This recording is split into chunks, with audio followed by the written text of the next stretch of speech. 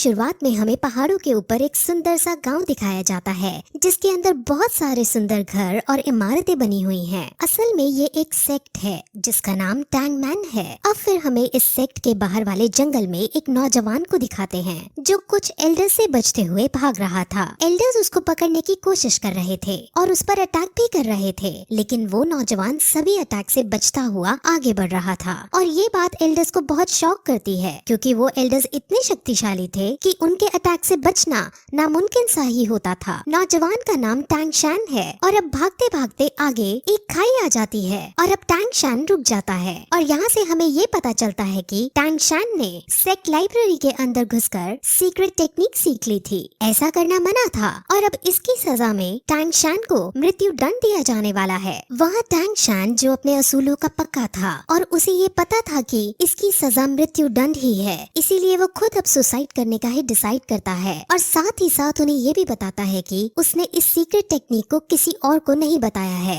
और सारी टेक्निक्स उसके कमरे में ही हैं। और ऐसा कहते ही वो उस टेक्निक का सबसे खतरनाक हथियार निकाल लेता है और सेक्ट के लीडर को समर्पित करता है, जिसके बाद वो अपने सारे कपड़े उतारता है क्योंकि वो टैंग सेक्ट से लिया हुआ सब कुछ वापस लौटा देना चाहता था और फिर खुद खाई से नीचे कूद जाता है। तभी सेक्ट लीडर उसे मरने से बचाने की भी कोशिश करता है, लेकिन टैंग शैन अपने इरादे का पक्का था और वो खाई में गिरकर अपने आप को मार डालता है। उसके मरते ही उसकी आत्मा अलग अलग दुनियाओं को क्रॉस करते हुए पैरेलल यूनिवर्स में चली जाती है और वहाँ वो एक नवजात शिशु के रूप में जन्म लेता है और उसका नाम भी वहाँ टैंग शैन ही रखा जाता है। उसे अब अपने पहले जन्म की सारी बातें और सारी टेक्निक्स याद होती हैं, जिस वजह से वो बचपन से ही उन टेक्निक्स को पहाड़ के ऊपर जाकर प्रैक्टिस करता है। इस दुनिया के अंदर डाउलो कॉन्टिनेंट है। इस दुनिया के अंदर हर कोई 6 साल की उम्र में अपनी एक स्पेशल एबिलिटी एक्टिवेट करता है। इस एबिलिटी का नाम स्पिरिट सोल है और स्पिरिट सोल को हासिल करने के बाद लोगों के पास अलग अलग तरह की एबिलिटीज आ जाती हैं। एक दिन जब वो पहाड़ से टेक्निक करते हुए वापस आ रहा होता है तो उसे पता चलता है कि इसी साल नए बच्चों की एबिलिटी जगाने के लिए एक स्पिरिट मास्टर उनके गांव में आ रहे हैं। इस स्पिरिट मास्टर का नाम सु यू ताओ है और ये रैंक 26 का स्पिरिट ग्रैंड मास्टर है। असल में यहाँ की कल्टीवेशन 1 से 100 में बनती है और इनमें 1 से 10 के रैंक वाले को ट्रेनी कहते हैं, 10 से 20 वाले को स्पिरिट मास्टर कहते हैं, 21 से 30 वाले को स्पिरिट ग्रैंड मास्टर कहते हैं, 31 से 40 वाले को स्पिरिट एल्डर कहते हैं और ऐसे ही इनकी रैंक के अनुसार ये बनते हैं और इनके बारे में हमें अब आगे पता चलेगा। अब सब बच्चों की एबिलिटीज जगाने के लिए इस गांव का चीफ सारे बच्चों को इकट्ठा करता है। अब गांव के सारे बच्चे एक साथ इकट्ठा होकर एक बिल्डिंग में जाते हैं जहां पर स्पिरिट मास्टर एक एक करके उनकी एबिलिटीज को जगाता है। वहां पर टैंग शैन भी मौजूद है और वो भी यहाँ अपनी एबिलिटी को अवेकन करने आया होता है। तब उनकी एबिलिटीज को जगाने से पहले सब बच्चों को अपनी शक्ति दिखाता है और अपने अंदर एक भेड़िए जैसी शक्ति बुला लेता है, जिससे सब बच्चे बहुत शॉक होते हैं और एक्साइटेड हो जाते हैं। और अब एक एक करके बच्चे अपनी अपनी स्पिरिट सोल को जगाने के लिए आगे आते हैं। अब जो पहला बच्चा आगे आता है उसकी स्पिरिट सोल एक दारांत यानी सिकल होती है जो कि एक टूल टाइप स्पिरिट सोल है। अब इसे देखकर स्पिरिट मास्टर उनको बताता है कि ये वेपन के लिए तो काम नहीं आ सकती, लेकिन इस टाइप के लोग एग्रीकल्चर यानी फार्मिंग के अंदर बहुत अच्छे होते हैं। अब वो उसकी सोल पावर को चेक करता है। सोल पावर किसी भी स्पिरिट सोल को ट्रेन करने के लिए बहुत जरूरी होती है। अब जब उसकी सोल पावर को चेक करते हैं तो उसकी सोल पावर 0 आती है, जिसका मतलब वो अपनी स्पिरिट सोल को ट्रेन नहीं कर सकता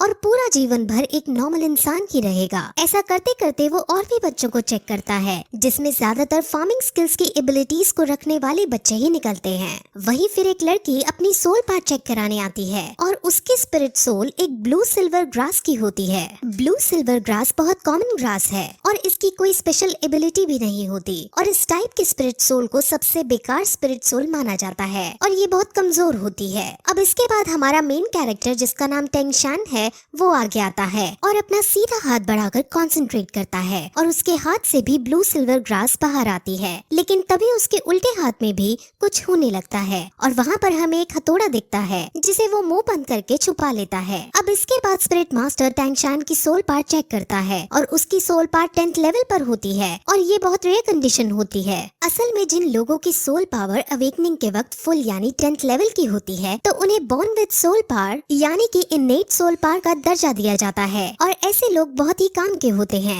ऐसे लोग बहुत ताकतवर बनते हैं और लाइफ में बहुत आगे तक जाते हैं। अब स्पिरिट मास्टर उसे बताते हैं कि अवेकन होने के बाद सोल पावर की 10th लेवल सबसे हाईएस्ट लेवल होती है, जिस पर अब टैंग शैन ये पूछता है कि क्या हम इसके आगे नहीं जा सकते, यानी क्या इसके आगे ट्रेन नहीं कर सकते, जिस पर मास्टर उसे समझाते हैं कि इससे आगे ट्रेन करने के लिए हर 10th लेवल के बाद एक स्पिरिट रिंग हासिल करने की जरूरत होती है। स्पिरिट रिंग हासिल करने के बाद ही हम 10th लेवल से आगे बढ़ सकते हैं। बिना स्पिरिट रिंग के हासिल किए कोई आदमी कितना भी ट्रेन क्यों ना हो वो 11th लेवल पर नहीं पहुंच सकता। अब टैंग शैंग उससे ये पूछता है कि क्या तुम्हारे पास 2 स्पिरिट रिंग है, क्योंकि मास्टर की रैंक 26 है और उसे 10th लेवल और 20th लेवल को पार करने के लिए एक एक स्पिरिट रिंग की जरूरत पड़ी थी। स्पिरिट रिंग्स यूजर को उनके स्पिरिट सोल के मुताबिक उनको अलग अलग स्पेशल पावर भी देती है। अब ऐसा कहकर वो हॉल से बाहर आ जाते हैं और अब स्पिरिट मास्टर जाने लगते हैं। अब गांव के चीफ और टैंग शैन के घर जाते हैं और वहाँ उसके पिता को टैंग शैन के पावर्स के बारे में सब कुछ बताते हैं और उसको जीनियस कहकर पुकारते हैं। टैंग शैन के पिता का नाम टैंग हाउ है। टैंग हाउ अब अपने बेटे से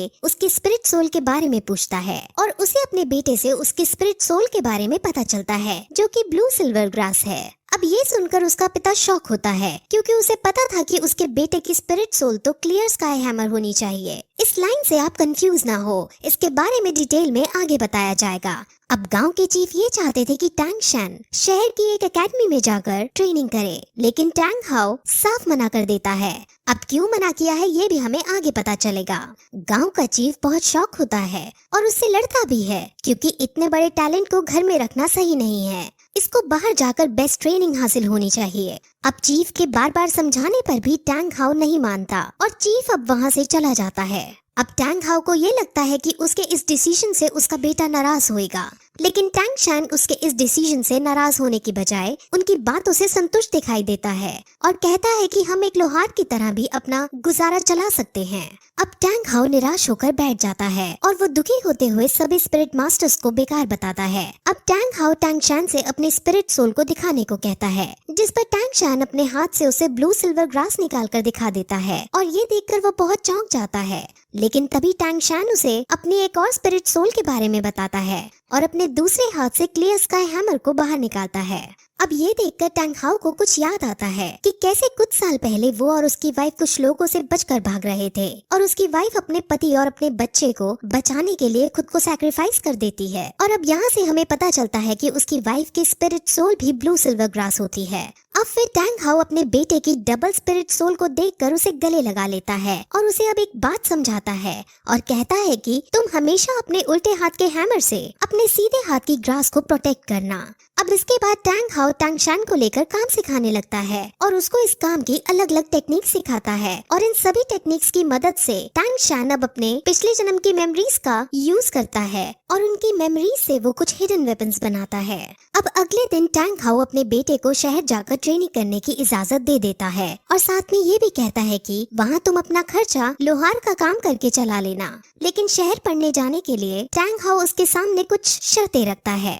वो उसे कहता है कि तुम कभी भी अपनी हैमर स्पिरिट में कोई भी स्पिरिट रिंग ऐड नहीं कर सकते। दूसरी शर्त पे उसे वो कभी भी अपनी हैमर स्पिरिट सोल को दिखाने के लिए मना करता है और साथ ही साथ किसी को भी अपना ये रहस्य कि उसके पास 2 स्पिरिट सोल हैं बताने से मना करता है और जब तक उसकी जान पर ना आए तब तक वो उसे हैमर स्पिरिट का भी इस्तेमाल करने से मना करता है। अब इन शर्तों पर एग्री करके टैंग शैन अपने सफर पर निकल जाता है। वो अब गांव के चीफ के पास जाता है और अब दोनों शहर के बड़े स्कूल में एडमिशन करवाने के लिए निकल जाते हैं। अब वो दोनों रास्ता पूछते हुए स्पिरिट मास्टर एकेडमी की तरफ जाते हैं, जहाँ पर उन्हें गेट कीपर रोक लेता है। अब चीफ उसे अपना पास दिखाता है जो उसको स्पिरिट मास्टर ने दिया था। गेट कीपर उस पास को चेक करता है और इस पास को वो फेक समझता है क्योंकि इस पास पर ब्लू सिल्वर ग्रास लिखा था, लेकिन साथ ही साथ सोल पार को 10 रैंक का भी बता रखा था।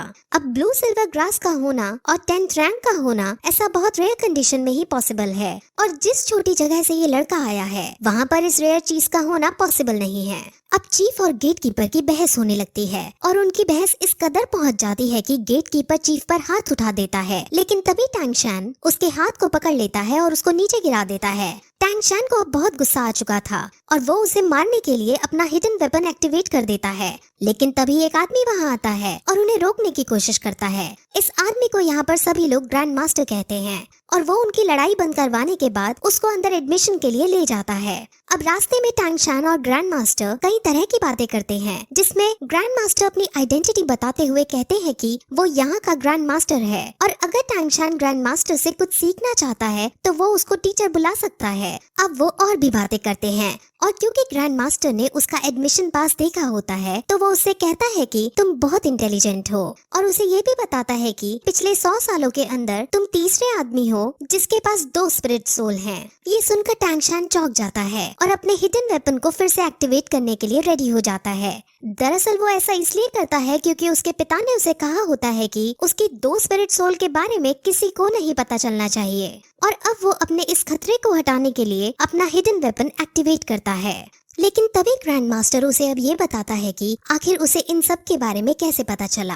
असल में ग्रैंड मास्टर बहुत ज्यादा इंटेलिजेंट है और उसने पहले भी बहुत सारी रिसर्च कर रखी थी। उसमें उसे पता चला था कि दुनिया के अंदर ब्लू सिल्वर ग्रास वाली स्पिरिट सोल के सिर्फ 647 लोग हैं और उनमें से सिर्फ 16 के पास सोल पावर है और उन 16 की भी रैंक 1 से ज्यादा नहीं है।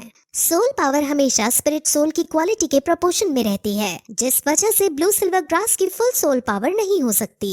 इसलिए ग्रैंड मास्टर श्योर है कि इसके पास 2 स्पिरिट सोल हैं। अब उनकी ये सब बातें सुनकर टैंग शैन समझ जाता है कि ये ग्रैंड मास्टर बहुत समझदार आदमी है और वो तुरंत उसके सामने झुककर उन्हें अपना गुरु बनने के लिए प्रार्थना करता है और अब ग्रैंड मास्टर उसे अपने डिसाइपल के रूप में एक्सेप्ट कर लेते हैं। अब फिर वो दोनों स्कूल के अंदर प्रिंसिपल के पास जाते हैं और प्रिंसिपल उसका एडमिशन पास देखता है। उसे भी थोड़ा अजीब लगता है कि ये ब्लू सिल्वर ग्रास है लेकिन इसकी सोल पावर फुल है, लेकिन साथ में ग्रैंड मास्टर को देख वो उसको एडमिशन दे देता है। ग्रैंड मास्टर हालांकि यहाँ का कोई टीचर नहीं है, लेकिन प्रिंसिपल और बाकी सब ग्रैंड मास्टर की बहुत इज्जत करते हैं और ग्रैंड मास्टर का रुतबा पूरे शहर के अंदर है। अब टैंग शैन को हॉस्टल 7 अलॉट किया जाता है और अब वो अपने हॉस्टल के अंदर जाने लगता है।